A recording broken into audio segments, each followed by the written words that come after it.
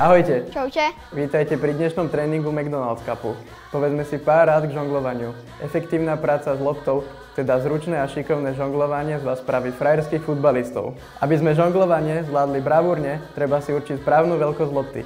Pre deti do 10 rokov je to veľkosť 3, pre 11-ročných veľkosť 4. Určíme si cieľ žonglovania, ktorého sa držíme, môžeme si určiť do 10 a potom navyšujeme. A hlavne stále sledujeme loptu.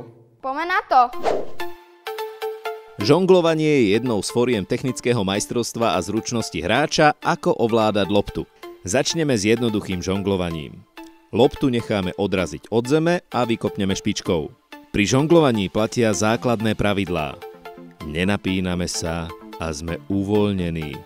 Keď kopeme do lopty, snažíme sa používať primeranú silu. Loptu potiahneme podrážkou k sebe a špičkou si ju zodvihneme na priehlavok.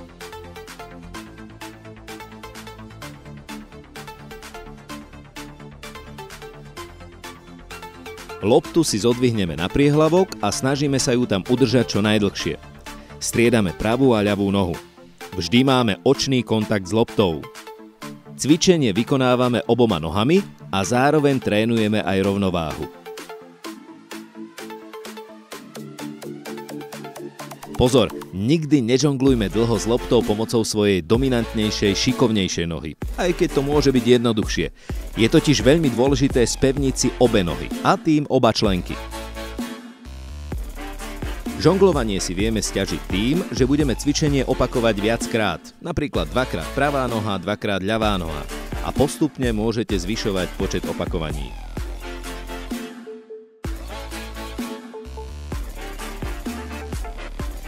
Pokračujeme v žonglovaní stehnom. Koleno je v pravom uhle a lopta sa nám dostane do výšky očí.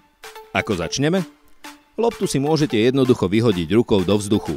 Stále sledujete loptu a snažíte sa mať vystretý chrbát.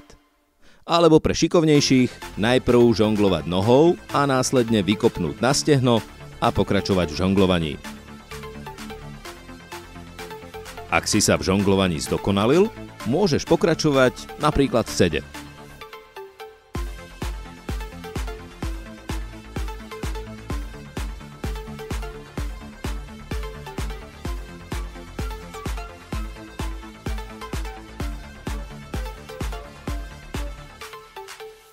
Teraz vyskúšajte pri žonglovaní vykopnúť loptu vyššie a dotknite sa lopty ramenom.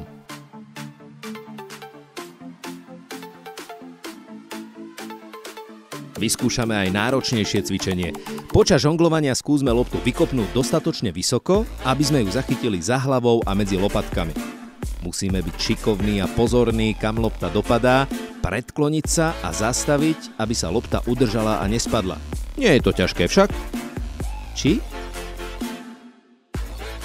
Vráťme sa opäť k nohám. Žonglujeme priehlavkom a potom nohou obtočíme loptu ako zemeguľa okolo slnka. Poďme na ďalší trik. Žonglujeme striedavo oboma nohami, potom loptu vykopneme vyššie tak, aby sme urobili výpad vpred a lopta stihla dopadnúť na stehno. Následne pokračujeme v žonglovaní. Loptu si teraz postavíme medzi chodidlá a zdvihneme ju pritiahnutím špičiek k sebe.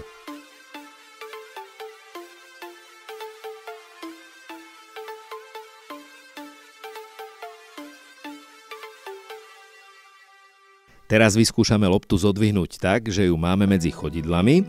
Zodvihneme ju rolovaním vnútornou stranou nohy o stojnú nohu a následným otočením okolo vlastnej osy. Zopakujeme si cvik 13, ale hneď po rolovaní lopty o stojnú nohu kopneme do nej priehlavkom o zem s následným otočením.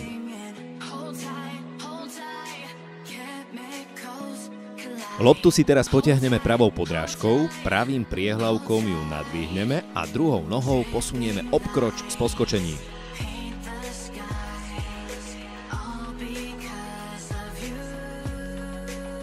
Teraz loptu zodvihneme zo zeme tak, že pravou nohou ju rolujeme k ľavej špičke, odrazí sa hore a pokračujeme v žonglovaní.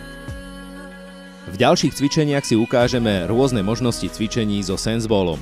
Je to lopta na gumičke či šnúrke, výborná tréningová pomôcka pre futbalistu na zlepšenie sa v žonglovaní. V tomto cvičení kopneme do lopty priamym priehlavkom a opäť striedame nohy.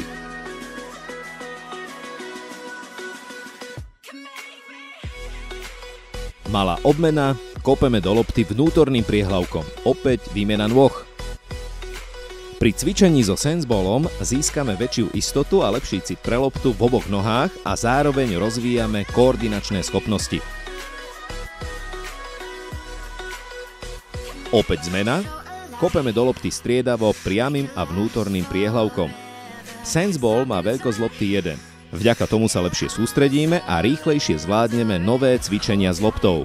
Pre vyššiu efektivitu tréningu si nastavujeme aj dĺžku šnúrky.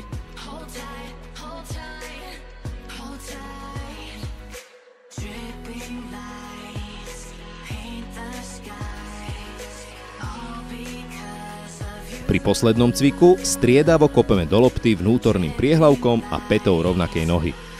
Najväčšia výhoda sensballu je, že nám lopta neújde do druhej izby a nerozbijeme žiadny nábytok či okno.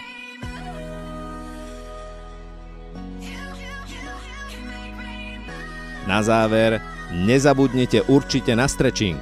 Členky a kolená dnes dostali poriadne zabrať. Ak vám to dnes nešlo tak super ako Bonimu, nezúfajte, chce to tréning. Môžete trénovať s malou loptou, veľkou loptou, v škole alebo doma s rodičmi, súrodencami alebo s kamarátmi. Na záver vám ukážeme šikovnú freestylistku Ľudku Kevicku, ktorá dokáže kúzla s loptou. Čaute na budúce! Ahojte hráči a hráčky McDonald's Cupu. Ja som Lucia Kevická a som futbalová freestylerka. A nakoľko sa momentálne nemôžeme stretnúť všetci na futbalových ihriskách, tak som rada, že tak môžeme urobiť aspoň takouto online formou pomocou videotréningov, ktoré si pre vás pripravili McDonald's Cup v spolupráci so Slovenským futbalovým zväzom. A som veľmi rada, že aj ja môžem byť súčasťou jedného z nich. Najskôr vám teda ukážem, čo všetko sa dá naučiť s futbalovou loptou a potom vás jeden trik aj naučím.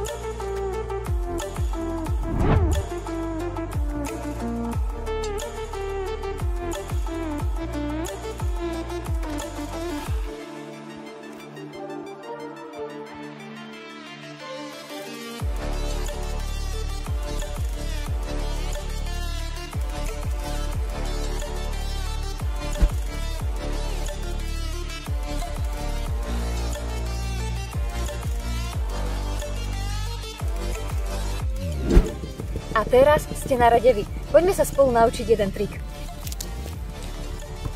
Takto bude vyzerať celý trik. Najskôr to skúsime s pomocou rúk. Loptu si jemne hodíme šikmo na seba, aby sa odrazila smerom na nás a kolenami ju chytíme. Loptu nehádžeme o zem silno, lebo nám vyskočí príliš vysoko. Stačí naozaj slabo.